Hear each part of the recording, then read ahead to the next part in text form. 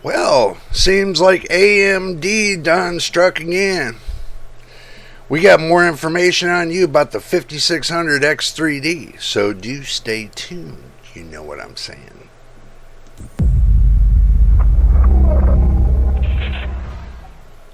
Well, good morning, good afternoon, good evening, no matter where you are in the world. You know it is JJ on JJ's PC Builds.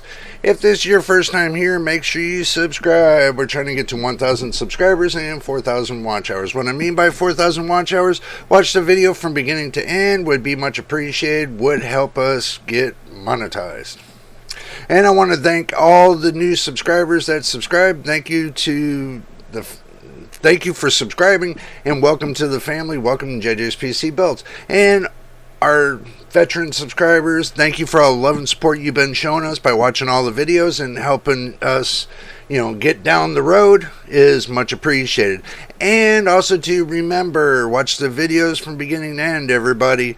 I got a bunch of them, so if you got the time and you want to look through the videos, please do me a favor, just watch them from beginning to end. We put more time on the clock and we get up there towards monetization. Alright, well, now we're past all that. It's come to in light that, this has been like talk of the land, like everybody's wondering what's going to be happening with the 5600 X3D. Well, it seems Gamers Nexus broke the story, and we're going to look at that video momentarily to see what was said and everything else, so we get a good idea of what's going to be going on. And I want you all to he goes into in-depth detail about what's being said and where this is going. So I want you all to watch along with me, and I'm going to put a little commentary in there so that way you all can see, what he got from AMD, their story. Since AMD doesn't give us the story to us, he's got first-hand information, so we're just going to go to the source, and we're going to get the first-hand information. We're going to see what it's all about, and then we're going to come back here, and we're going to get our conclusions. So do understand, if I show another reviewer's video, part of it, don't get butthurt over it, because all I'm trying to do is get the information to you firsthand. But if you want to see his entire video, I'll leave a link in the description below. So without further ado, let's go ahead and just jump right into this story. Alright, before we get started, we're on the action screen. I just want to get this out really quick. Okay, I don't mind, if other reviewers don't mind, and I see they put out some spectacular information, I don't mind showcasing it right here on this channel. At least it gives you guys an idea that, it is considered a family kind of thing when it comes to PC building, the PC market. So if somebody's sharing something with the whole world to see, I don't mind showcasing it once in a while, here. So this way it shows everybody that we all can work together. So, I'm not doing, and I'm going to explain this, I'm not doing this to be malicious or anything else. I'm doing this as a positive notion to what they're talking about. So all this video is going to be positive. So if you're going to be hating on me because of this, don't be hating. Okay, I'm not hating on nobody. If they give good information, I'm going to showcase it out here, and I'm going to tell everybody about it. So let's go ahead and just dive into the video. Today's news is pretty quick and bizarre. Microcenter, not AMD, is announcing and actually controlling the launch for the AMD Ryzen 5 5600 X3D. So Microcenter, a retailer, is launching a CPU that is on AM4, and it's an X3D chip. Now, this is going to be a $230 CPU. We originally saw the rumors for this CPU a couple weeks ago, and we actually ran it in Hardware News, but we were skeptical of it because there weren't a ton of leaks. And normally leaks stem from retailers or from board partners. And because this particular launch is so controlled, it makes sense that the leaks were not as numerous. We're going to go over the specs and the news for this and why they've made these decisions. So that we'll be covering supply. We got to speak with both AMD and Microcenter about this launch, and the CPU will be available starting July 7th. We will have a review live one day before that, and the store's opening will be the launch timing for the CPUs, and not doing a special launch time. It's going to be $230. It will have 96 megabytes combined of L3 cache, and that totals 99 megabytes of L2 plus L3, just like the 5600X, except with a V-cache die on it. A Microcenter informed Gamers Nexus that AMD is only making one run of these. It's not actively producing them, but rather they are Okay, the thing is this. He's saying they make one active run of this. So this means, I don't want y'all to get this wrong or anything, but it seems Microcenter is going to be showcasing the DDR4 series, the 5600X3D. Now, as you can see, you can roll back and see the stats. What we'll do is we'll roll it back a little bit, and we'll see the stats. Okay, now, looking right here, it's going to be a 6-core, 12-thread, CPU. L2 cache is 3 megabytes, or L2 cache is 3 megabytes, L3 cache is 96, so in total you get about close to 99 megabytes of L cache. Base frequency is 3.3 gigahertz, boost frequency is 4.4 gigahertz. And do understand this. The Ryzen 5 5600G has the same boost clock as this. So in actuality, there's not much difference between the two, but there's more L cache that's going to be on this processor than, anything else. But its TDP is going to be 105 watts. That's definitely more than the 5600G. Okay, you guys know I did a lot of reviews on the 5600G. You can watch those videos. I do have the videos. I have plenty of them. So, but it is going to be a limited time that you can get these. So the only way you can get them, well, I'm not going to spoil it. I'm just going to take and get through the rest of the video and then give you my final conclusions at the end. So let's go ahead and just roll back to where we stepped off.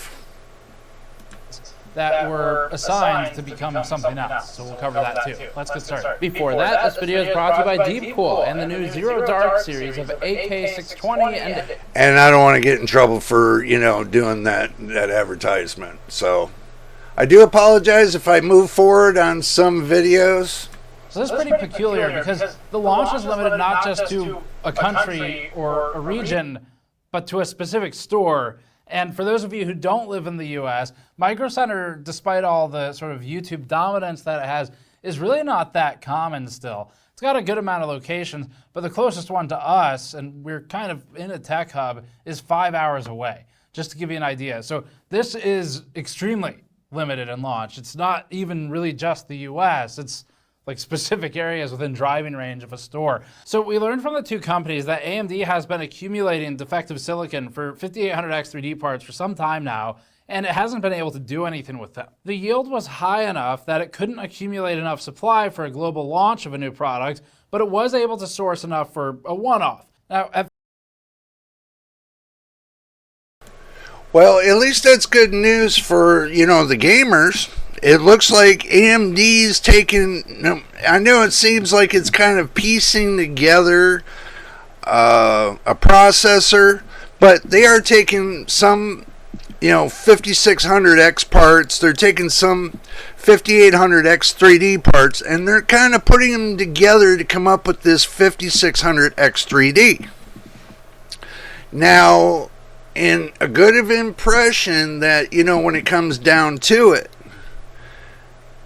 This is something everybody was looking forward to all along, to see if they're going to do anything more for the DDR4 series.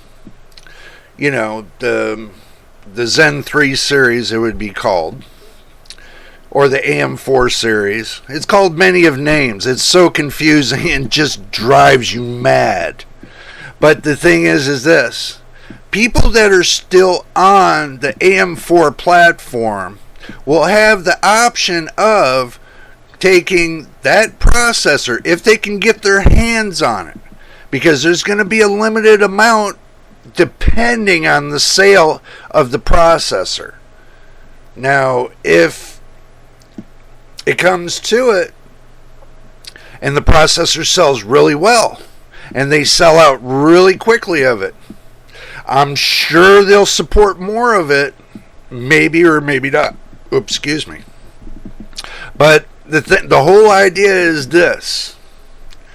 If they can bring it fully to the market, because this is actually kind of like if you put, Microcenter is going to be hosting this.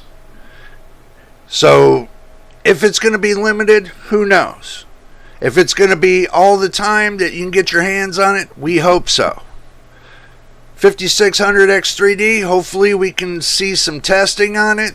If I can get my hands on it, I'll definitely plug it into my system and run some benchmarks with you all. That's if I can get my hands on it. Okay? There's going to be a little bit of a cloak and dagger trying to get your hands on it, so I'm going to find out when it's going to be coming out with Microcenter, and then if it's going to be here in California, I'm going to take a little trip up to Microcenter and I'm going to pick it up, and then, we're going to bring it back here, and then we're going to run some benchmarks and see what all of it does. So let's get back to the video and watch the conclusion of the video. Face value, what this means effectively is that their options were throw away the silicon for an aging platform that doesn't have that much marketing power behind it anymore, and we can't sell globally, or sell it in a limited capacity. I mean, selling it in a limited capacity is at least better than just tossing it, which is normally what happens if they can't convert it into some other downbinned product. Companies typically try to do that, but you're always left with scraps at the end. So we'll take the not e-waste option at least over the e-waste option. Now, to be really clear, that means that not everyone will have a fair chance to get a 5600X3D CPU, and that sucks. We're still going to review it though, and in theory, the 5800X3D should be your next best alternative. AM4 is old now, and it's nearly abandoned, but AMD is going back for this one run. BIOSes that support the 5800. I can agree to disagree. I still think the AM4 platform is still alive. I think it's just sitting low and waiting to see what's going to happen next. But, everybody's got their value to their opinion. I do realize that. But, there are still a lot of people still on the AM4 series, the AM4 platform. I mean, there's not a lot of people. There's some people that converted over to the AM5. A lot of enthusiasts and everything else, they all went to the AM5 series to move up in the world. But, me as an enthusiast as well, I decided I wanted to stay on the AM4 series a little bit longer because I wanted to put a little bit more information out about it.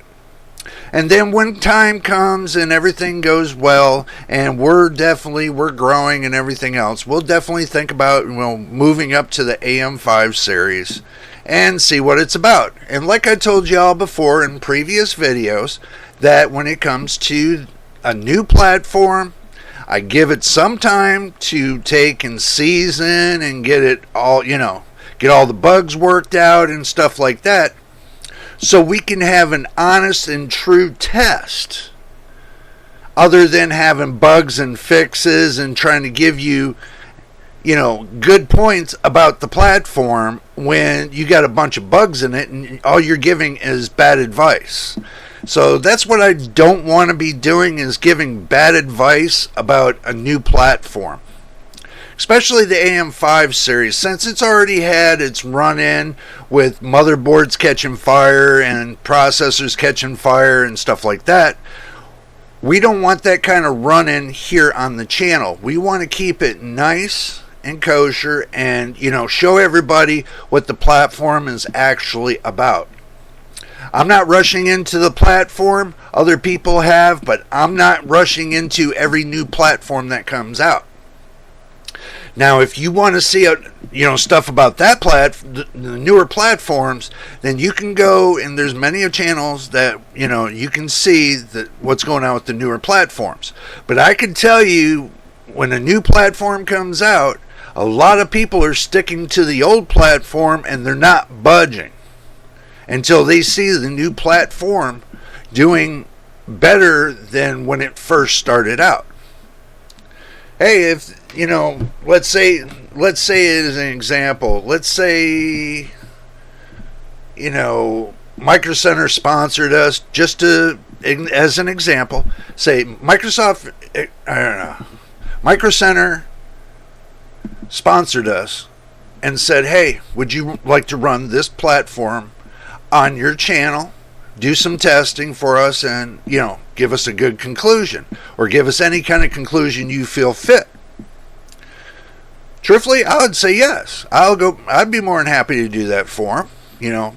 Put something up, test it out, have y'all along with me, and go from there and give them my final conclusions, what I thought that was the good or the bad. So, just to let y'all know, if it, like I told you before, if the platform is crap, I'm going to tell you. And if it's good, I'm going to tell you. And if it's in between, I'm going to tell you. So either way, no matter what the before and after is, I'm going to tell you my response and what I think.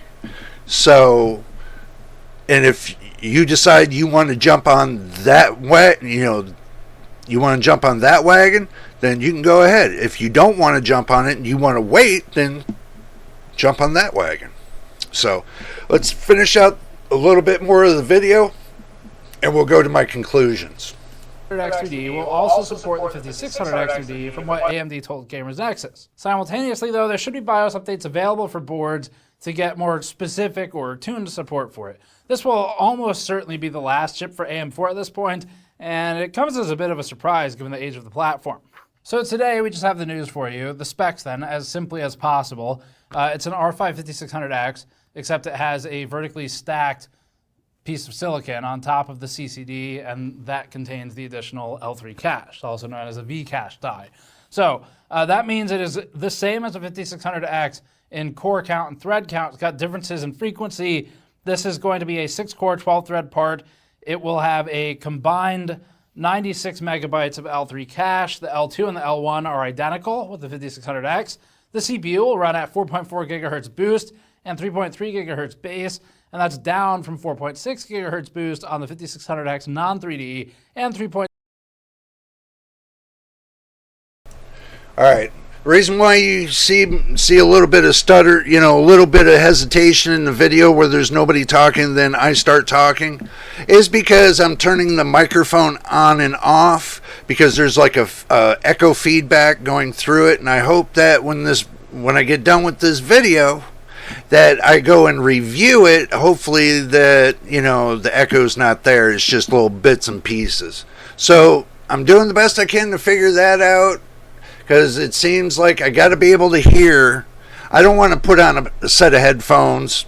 I know I should be wearing a set of headphones to be doing all this, but it kind of doesn't look right to me putting on a set of headphones. So, and I don't want to cut the video, so if you guys hear a little bit of bloopers and stuff in there, well, just letting you know, heads up, and I'm doing the best I can. And when I get something that, is going to be able to control the microphone, I know I should get a little box here on my desktop to control the microphone, to turn it on and off and stuff like that. But anyway, let's look back at what they got going on. Okay, from what he says to everybody, and this is what he's saying to everybody, is that, you got the 5600X and you got the 5600X 3D.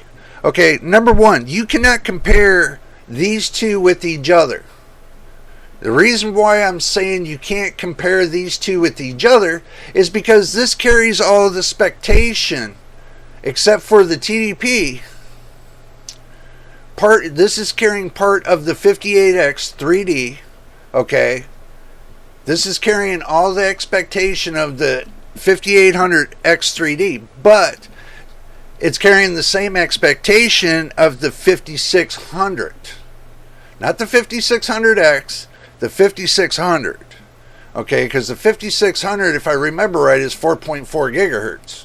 Okay, now you trying to spec out something that, you know, is higher in boost frequency and stuff like that, you know, you can't really compare the two, because there's really the 5600X and the 5600 and the 5600G, you know, you can't really put a comparison. So basically, if they're saying, well, we're using part of the 5600X, you know, and actually giving the same platform as you do the 5600G, you know, because this is the boost clocks they use for the 5600G. That's the reason why I'm saying this right here, the base frequency and boost, doesn't line up with the 5600X3D.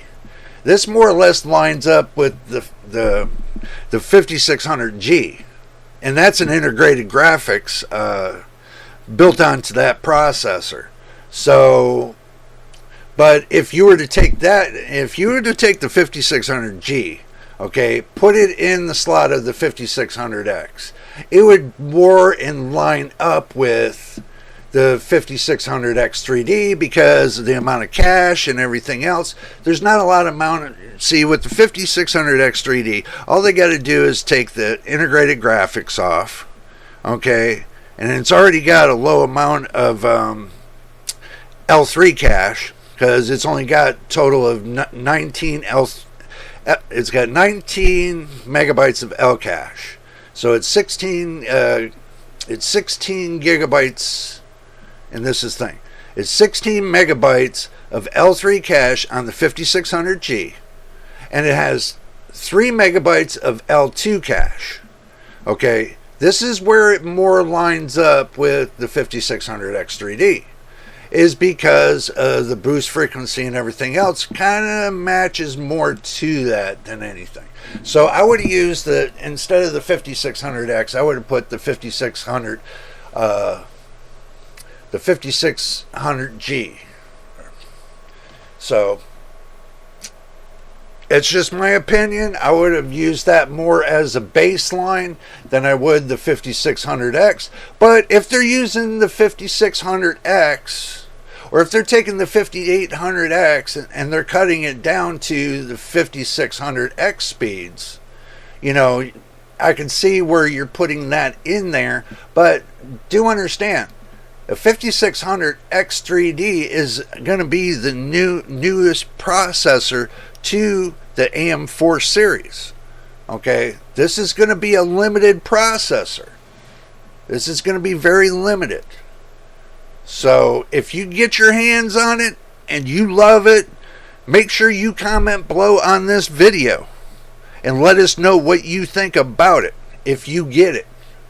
So, but in my opinion, it's a new processor, and if you're still on the AM4 series, you're going to love it. Probably be the next best thing compared to the 5800X3D. You got to remember, the new platform's got what? How many? It's got 3 new X3D processors. This platform only had 1, but now they're going to throw a second one in there, a limited time only. You know, and the only way you can get it is go into Microcenter and get it. That's the only way you can get it. So, you know, we're just going to take and stop the video right here. I'll leave a link in the description.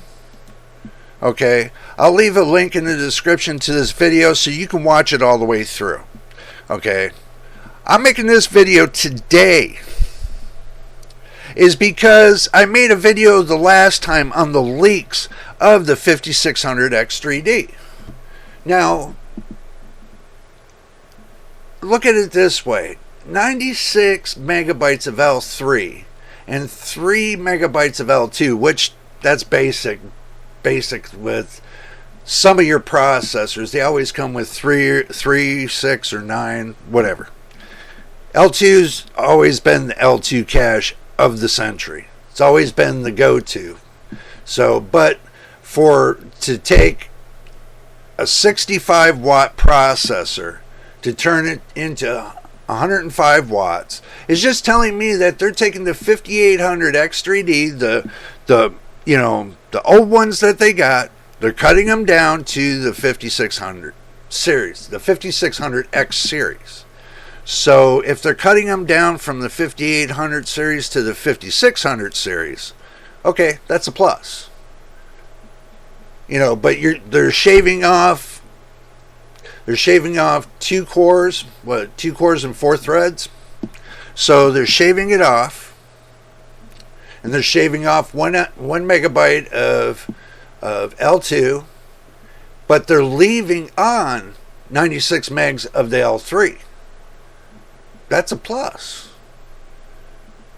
The base frequency, they shave it down 100 megahertz, and they shave down the boost frequency 100 megahertz. You're still getting 4.4 gigahertz. Okay, I'm gonna tell you, when I ran the Ryzen 5 5600G and running it on auto, it was doing 4.450 gigahertz. And make sure y'all get your drink and snacks with you. Okay, so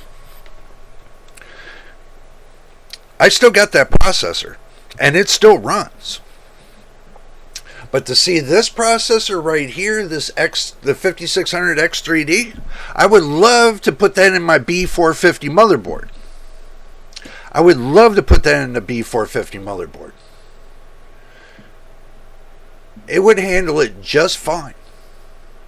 And give it extra advantage too. The only thing that I would see that would have to be done is you would have to adjust the PBO curve maybe a little bit to keep the heat down. Let's say if you wanted to run an air cooler instead of an AIO, I'm going to tell you like this. Adjust the PBO curve in the BIOS. Bring it down to like all core negative, between negative 15 to negative 25. Preferably negative 20. Right in the middle. That's basically what I did to, bring it down to air cooler status. So this way the chip didn't run too hot. It keeps it at a moderate level. Okay, so even if you want it to run just a little bit more, you can adjust it down to negative 15 or negative 10. If you want to run just a little bit more. So the lower you go, the hotter it's going to go. The higher you go, the maximum you ever want to go is negative 30 on your PBO curve. But I felt even with the Ryzen 7 5700X, that going up to a negative 30, it crashes the processor. So I slowly backed it down from negative 30 to negative 25, then from negative 25 to negative 20, and held at negative 20 on the PBO curve. But also too, so did the heat. Everything, including the hotspot and everything, is staying below, right at or below 60 degrees Celsius. 60 degrees Celsius. Which would equal up to about 125 to 130 degrees Fahrenheit. So, with me keeping that in mind, and I run at least 2 hours solid on Second Life at max. I do it all the time. and I never have a problem. And it stays right at in 120. Most I've ever seen it go up to was like 131 degree Fahrenheit, which would probably be like 62 or 63 C. But at least I'm not going up to the max. It gives me at least 30 degrees C headroom, because 30 to 35 degrees C headroom. When it comes to bringing the processor up to the max, you never ever want to reach your processor up to is 95 C. The whole idea is to get more performance with less amount of power. And the only way you're going to do that is if you adjust everything down and get everything nice and kosher. So this way, you know, I'm gonna do one better for y'all. I'm gonna do this. I'm gonna find what I'm looking for, and then I'm gonna show you. So what I'm gonna do, I got programs I do have. I'm gonna open up. I'm gonna open up the AI Suite 3. Okay. And I'm gonna show you what I got cooking. So this way you all can see what I got cooking. Okay, so alrighty. That's about the biggest I can ever get it. Okay, let me go ahead and minimize that. Give me a moment. I'm trying to get you there. I'm just trying to make it bigger. I'm trying to make it bigger so y'all can see it. Okay, that should do it. Hopefully.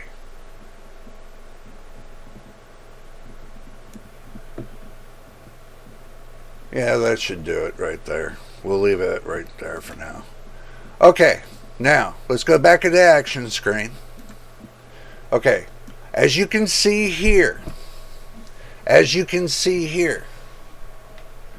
is showing the CPU frequency, what it's operating at. This is showing you the voltage. This voltage, I keep the CPU core voltage at 1 point, I think it was 1.0.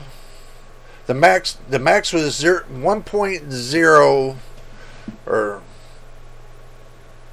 is 1 point, it was 1.1 or 1.15, I think it was the max. I can look. No, it's actually 1.1. So the VDDCR CPU voltage is at 1.1. The VDDCR SOC voltage is at 1.1. Okay, I keep those two at 1.1. They're at 1.1. That I set into the BIOS. I set those two voltages in the BIOS to be strict amount of voltage. That's the max voltage that can go into this processor. End of time. This will keep it from degrading, and it'll keep it nice and fresh. Now, the processor goes from 3.4 gigahertz to 4.650 gigahertz. It's on auto. That means it can go from that range to that range. So this way it doesn't slam hammer the processor and overheat the processor. So if it remains at 4.650 at the max, running it on auto, basically it's like turbo. It's like if you don't have any overclocking scenarios and you run it at turbo, it's the same thing. But the only thing I'm doing is I'm putting little restrictions. I put little restrictions in here. Like for the PBO curve, I got that set at -20 in the BIOS. I have the voltage set at 1.1 on both, you know, but I left everything else alone. You know, I got rebar on. You know, it's just the voltage and the PBO keeping it down, keeping the heat of the processor down below 130 degrees Fahrenheit. Running it on an air cooler, which I showed you guys before in previous videos. The air cooler that I have right here on in my PC. So, and it's like a Jumbo, I think. They don't make that anymore, so I can't really tell you what they got, new product line they got now, but I'll look it up and see what they got new for that product line and tell you. But the thing is this, that right there at the amount of power that I'm using and the amount, and you think that I'm cutting away the amount of FPS away from my system by doing this. I'm actually not. I actually found out that my FPS improved. Actually, I got about 100 FPS more than I thought. So it actually improved it by 100 FPS. And yes, I do run at 1080p. And no, I do not use DLSS 3. Okay? I want to make that clear. I'm not using the RT cores. I'm not using DLSS 3. I'm just primarily using the cores that the GPU has on hand when it comes to that. So, running Second Life, I'm just using the cores on the GPU that's at hand, and on the CPU, I'm just basically using the CPU with limitations on certain things to keep the heat off of the processor, to keep from it going into a degrading mode, to keep it from degrading so much that slows down that process. Because anytime you get a transistor hot, and understand that, anytime you get a transistor hot and you keep it hot 24/7, it's going to burn out sooner or later. It's not going to last as long as you keeping the heat down on it. Okay. Cooking scenario. Running something at a continuous 160 degrees Fahrenheit. Okay, as a warmer. Keep something warm after 4 hours of time on that same warmer.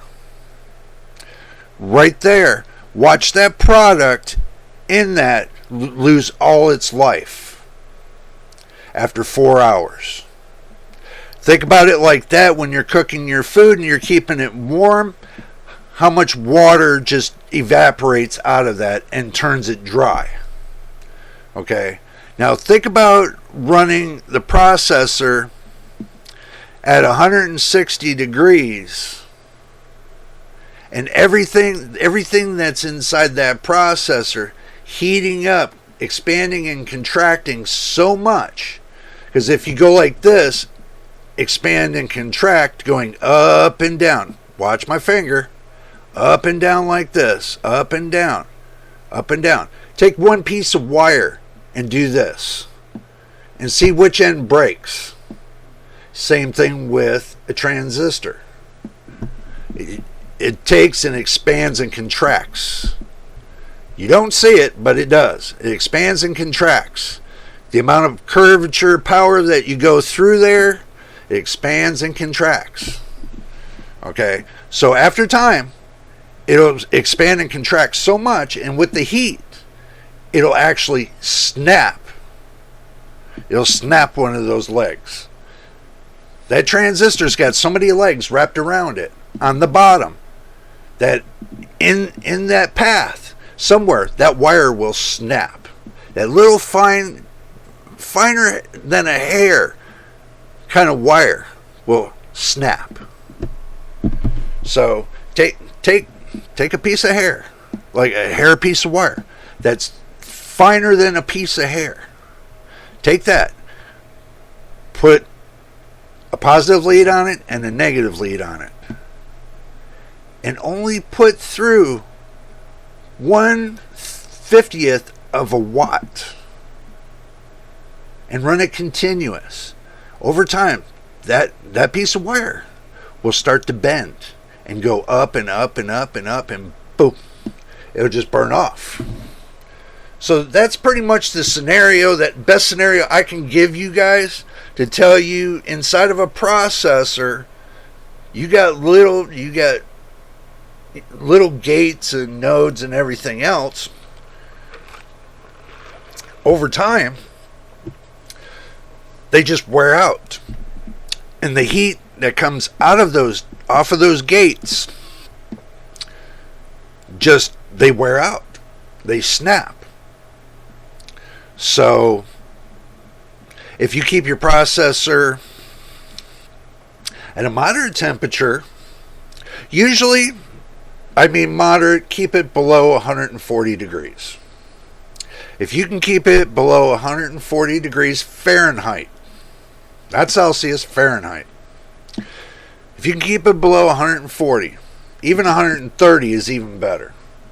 You keep it baseline.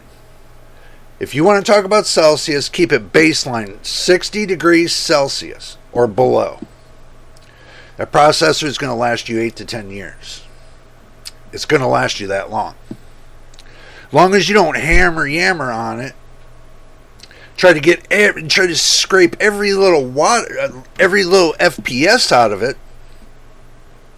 If that's what you're trying to do, and take that one processor and just strain it to where you get that last FPS out of it, go to something bigger. Get more FPS. Go to something better. Get more FPS. Don't try to strain it past what the manufacturer recommends. Because after you start doing that, guess what happens? Poof, you ain't got no more processor. Your processor turns from gold to junk. That's the only thing it's going to be worth. The gold that's on it, the gold that's on those leads, that's on the bottom of it. If it's an AM4 series. AM5, I don't think they got any gold on it anymore. But the AM4 series, they used to have those gold pins. Everybody says, oh, it's real gold and this and that. I think it's fake gold, truthfully. But probably is real gold. Who knows? But I want you all to take that into consideration. If you want something to last 10 to 12 to 15 years, I'm going to tell you what does last. See this? This processor right here is Gen 2. Gen 2 processor. They're up to 13th gen now. How long ago do you think that this processor was made? And how much this processor cost back then? Think about today. Before you decide to try your hands in the biggest and the baddest things. Okay? I'm not trying for the biggest and the baddest. I'm trying to show the consumer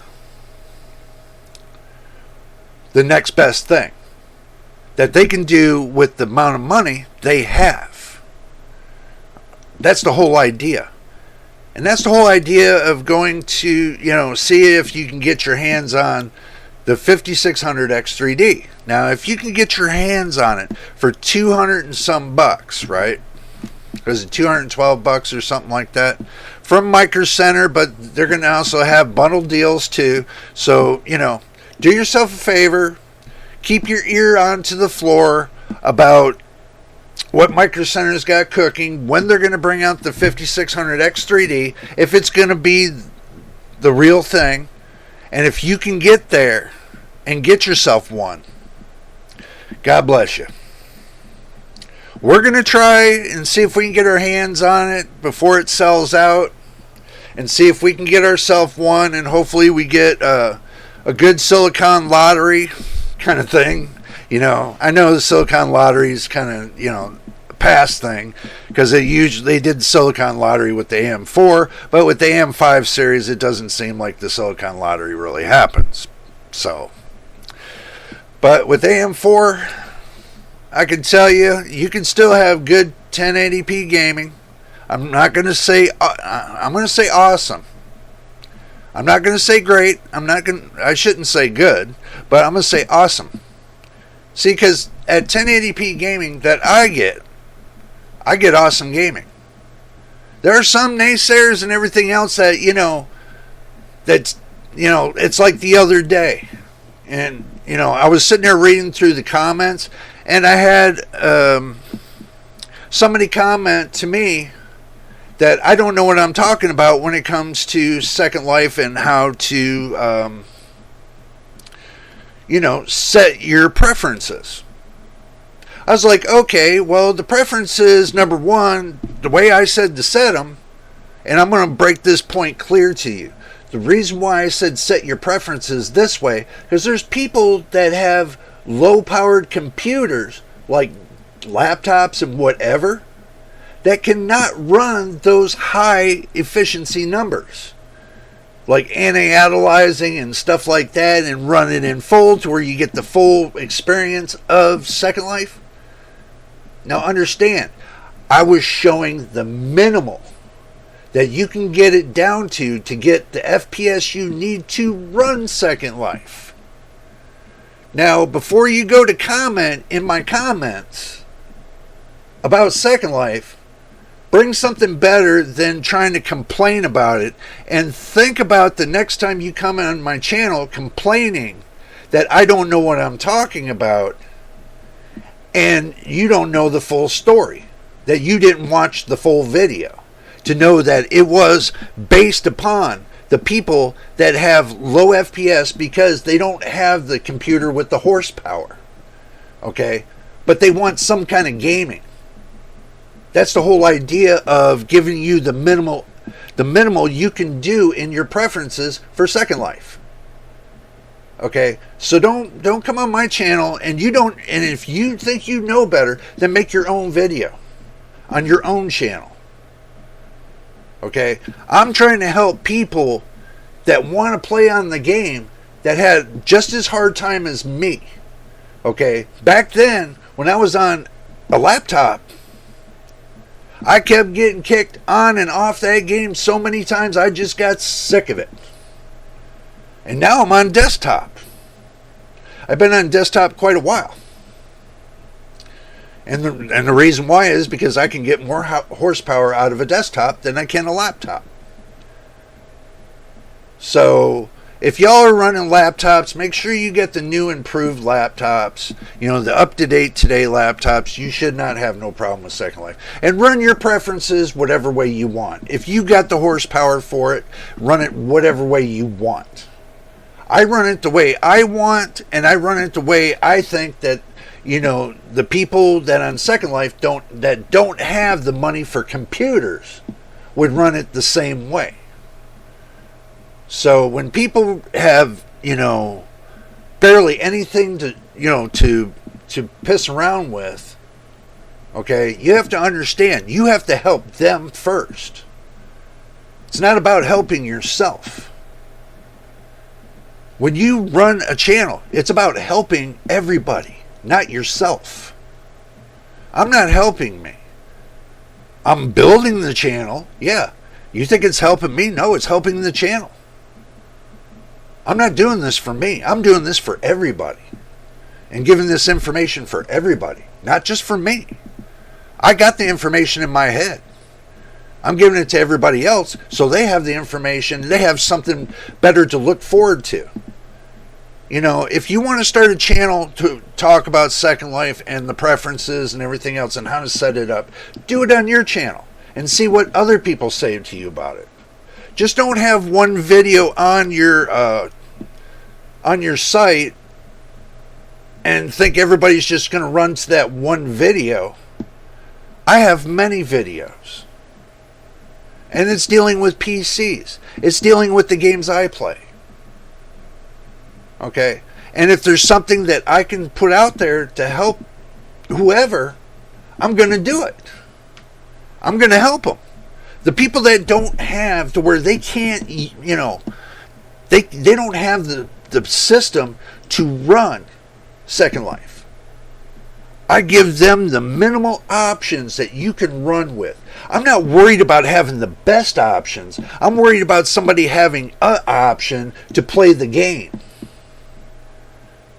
You know, some people don't have that option to play the game.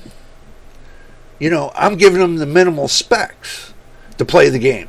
What they can do to get more uplift, to get better FPS, to play the game. You know, going to every sim to sim to sim to sim, you know, the FPS varies. So if they go to one sim and they get 50 FPS, and they go to another sim and they're getting 5 FPS at the lowest amount of settings, well then obviously the reason is because they don't have the computer, enough of the computer to, you know, keep up the FPS where it needs to be.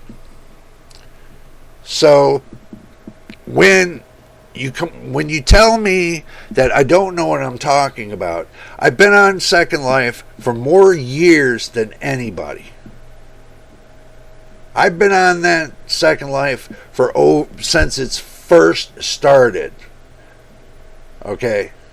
First started. And that was back before they had the first Second Life, not the second one. There's the beta version, used to be the first Second Life, and then there's the second version, which is today's version. Now they're going to be coming up with the new version soon. And also, too, they're going to be coming up with where you can take and get on your phone. And then, you know, you can maneuver around in Second Life on your telephone. This is not an advertisement for Second Life, just to understand this. It's just to say what they got cooking. Okay? But if you're gonna comment, ask a question. What's next? What's going to be the next best thing? What can I do with the kind of PC that I have to make it to where, you know, I get better FPS? Okay? FPS is king in Second Life. Just to tell y'all, it's king in Second Life. Because if you get down to like 5 to 1, once you hit down to 0 FPS, boom, you're off the game. You are off the game. You fall down right off the game. Right out the chute.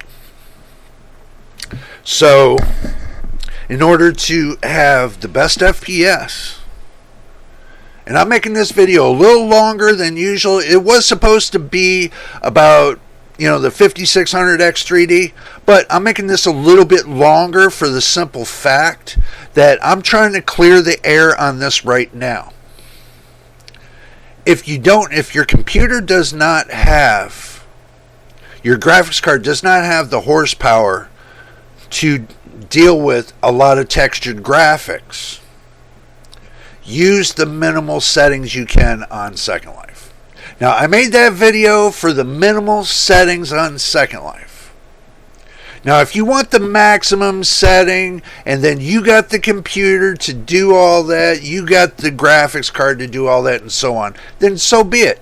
Do it. You know, but the people that ask the questions are the ones that have the worst luck of it all. And they want to know what's the minimal settings that you can use without crashing. So I did a video on the minimal settings without crashing. I didn't explain it that way. I should have explained it that way, but I didn't. I just said what you can do to get more FPS, which is true. So either way you look at it, if you want more FPS, you got to run down to the minimal settings. Okay? In order to not crash, but still have a decent gameplay at the same time. You think you won't have a decent gameplay by running minimal settings? That's crap. That is crap. It all depends on your system. What kind of graphics card you got, what kind of processor you got, what kind of motherboard you're running, and, you know, the A to Z. You got to know what kind of system you're running. you know, to match up with what you're trying to do. So me, on the other hand, I've ran the crappiest of crap. Okay, and I'm going to tell you this, I even run this right here, this Dell Optiplex 790. That's a Gen 2. That is an Intel Gen 2. All I did was hop up the graphics card in there to a 4 gigabyte graphics card. It plays Second Life with ease. Because back then, let's see, about maybe 4 or 5 years ago, I can run a 1 gigabyte a VRAM graphics card, like the AMD R5 240. But now they want at least, it runs best with 4 gigabytes. You can run 8 gigabyte cards. You can even run the RX 590 or the 580. I'd recommend the 590, but you know, you can get them used. You can get them decent price used, or you can get them brand new, however you want to do. But you run the RX 580, 590, you can plug it in, play Second Life all day long. That's got 8 gigabytes of VRAM. No problem.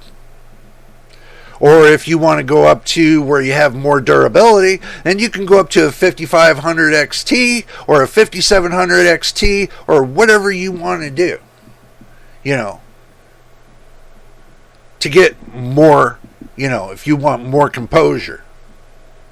Or if you just don't want to spend that kind of money and you just want to get it one time and one time only, then get the RX 7600. Right there's a $250 graphic card. That's way better than the 6600 Super, or what is it? No, the 1660 Super, sorry. Or the 6600. I wouldn't say the 6650 XT. You know, that's a $200 card. That would run good on Second Life, the 6650 XT. You know, depends on what you want. Use your own judgment, okay? When you're building your PC, use your own judgment. You know, if you have a question to see if one part is compatible with another, just leave me a comment in the video. You know, if you want to know, I'll be more than happy to go look it up for you and then give you my answer and say yes or no if they're compatible or not. I'll even go that far. If you're looking for help and you want to know if these certain things are compatible, let me know in a list of what you are trying to put together. I'll look at the list. I'll do my little homework and do my research, and then I'll get back to you and let you know if it's worth it or not, or what you should do to improve it for less price. Okay, that's not hard. You know, I even throw myself out there even for that. But to tell everybody on my channel that my words ain't nothing, dude, go to somebody else's channel. Don't be hashing on my channel because you can't get your way on somebody else's channel. Okay, that's not how it's going to work here. You're not going to make me upset over that, because I'll just ignore you. You know, if you're going to take and throw little snide remarks or whatever, I'm just going to ignore you.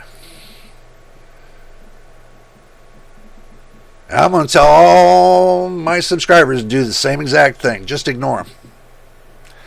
Anybody that just sits there and wants to, you know, just to hash and trash somebody, go away.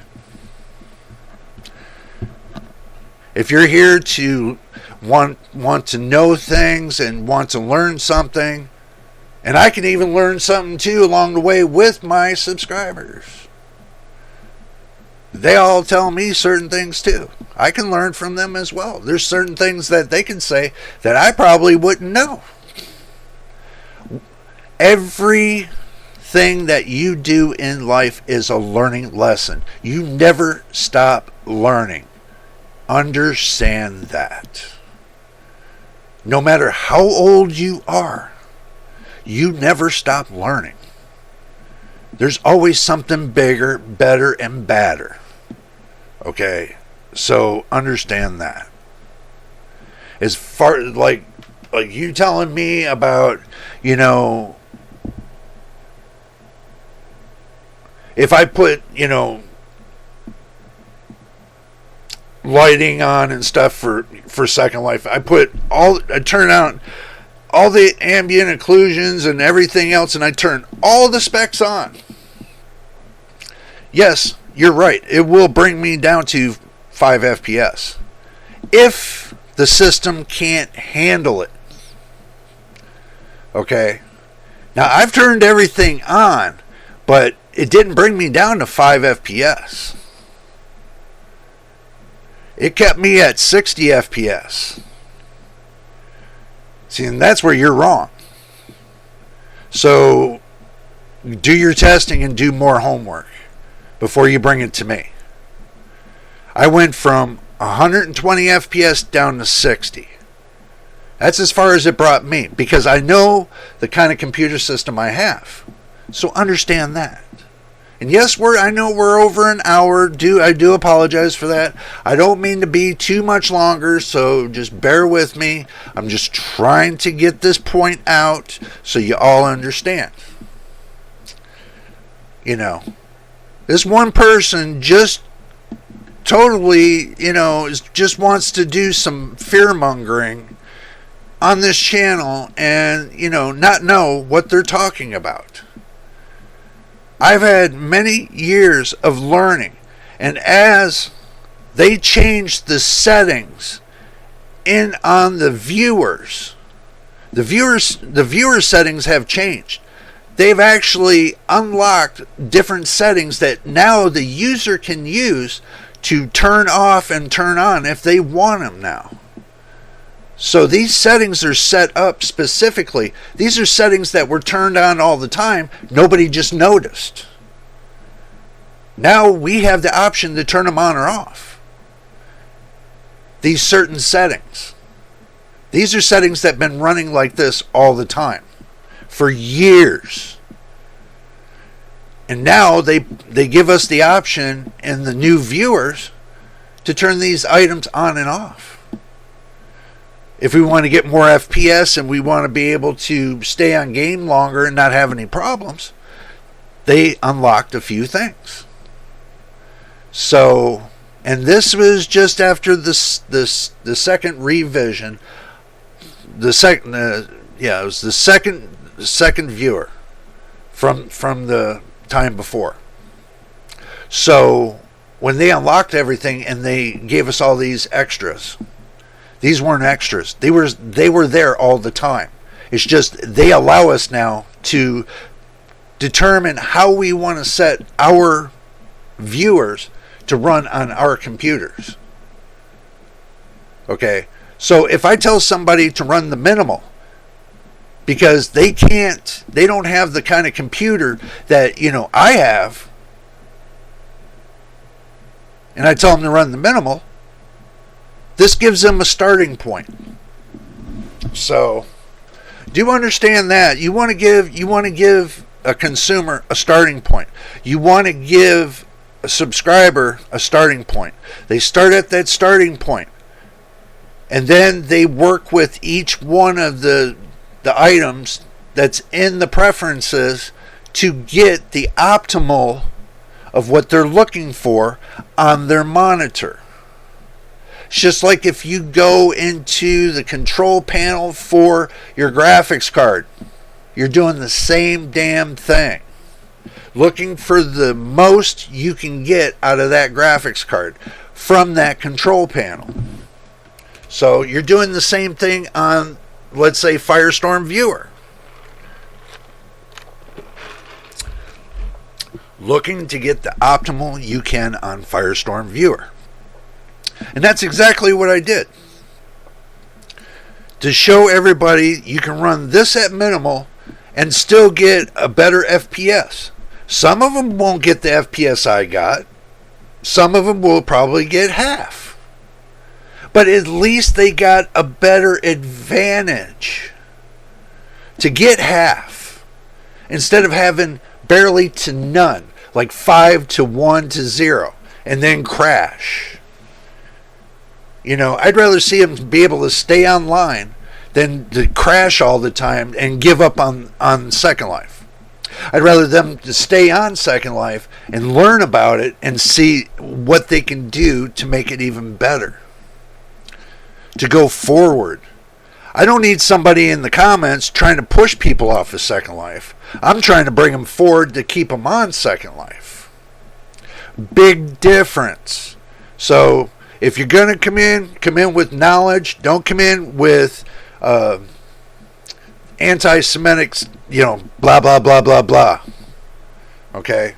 Take it as you wish. That's my opinion to you. You don't like my opinion? Go to somebody else's channel. End of story. You think I'm looking for a marathon around here? No. I'm here to bring information to the public and to my subscribers and tell them what time it is. I'm not here to blow smoke up somebody's butthole. Just to let you know that. If that was the case, then, I could take and throw many of things out. I could throw many things up in the air and say, guess what? It's better for you. This is the way it goes. You should do it this way. It's better for you. No. I push one thing up in the air and say, this is what I do for a minimal on Second Life to get maximum FPS. End of story.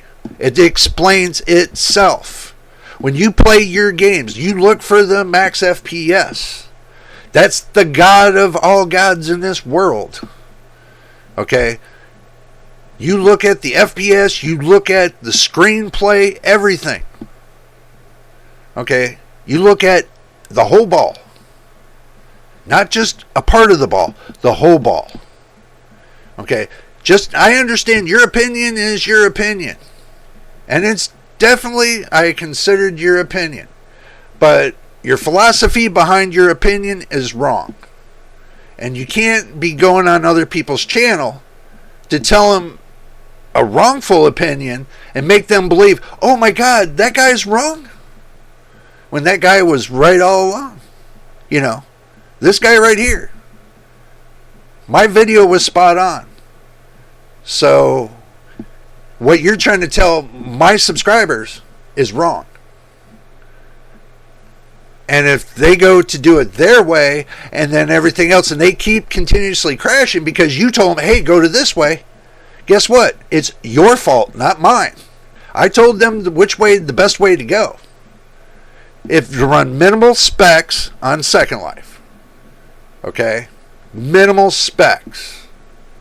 So, that's my rant for today. And I hope y'all understand that's my rant. If you're by a Microcenter, make sure you all can get your hands on the 5600 X3D when it comes out. If it comes out, it's whatever's going to be happening there. So, my thumbnail is going to say, I don't know, I'm going to make my thumbnail say, this is the ending of the video. But I know it, forget it. It'll say something. I hope y'all appreciate the thumbnails. But also, too, if you appreciate the channel, make sure you subscribe. We're trying to get to 1,000 subscribers and 4,000 watch hours. And thank you once again for being a subscriber. And also, too, thank you, subscribers that are veterans. Thank you for the love and support you've shown us on the channel. And if you're new and you're trying to, see what we got cooking here, this is how it works. It's free. Understand this. It costs you absolutely nothing to join. What I mean by join is subscribe. There's no join to this. It's subscribe. All the videos I put on here are for free. Okay? I'm not charging you for the videos. They're absolutely free. Right now, they're probably commercial free. What else? And watch all the videos I got, if you can, from beginning to end. It would be appreciated. The more time that we add onto the clock, the more we can get to monetization. So that way, I can open up more avenues. But I can't open up any avenues, and I got to follow by YouTube's term of their terms of policies, and go that route. I'm not going to skip over and do everything illegally. I'm doing everything 100% legal to YouTube's terms. So this way, I will never get copyright striked or anything else. Simple as that. So you want to help out the channel? Subscribe. I see there's a lot of people, we got 33,000 views. Okay, 33,000 views. And we got over 170 plus subscribers. I would love to see those 33,000 views become 33,000 subscribers. I love to see those 33,000 views to turn into 33,000 watch time hours. So if you're gonna watch the video, you're gonna come at least spend 2 to 3 to 4 5 seconds just watching the video. Just subscribe. It's free. Simple as that. All right, everybody. I'm not gonna take up your time. I just wanted to tell you, Microcenter's got something cooking. And it's going to be the 5600X3D. Make sure you all see it. And if you want it, make sure y'all are there to get it, because it's going to be going fast and it's going to be going hot. Just to let you know. But until then, next time, and I mean the next time, in the next video, this is JJ on JJ's PC Builds. We'll see you on the next one. And wait a minute. Let's see. I think I forgot some. Today is Friday. Guess what? Tomorrow night, be there. Graphics card nightmares. Right here on JJ's PC Builds. So do enjoy your day.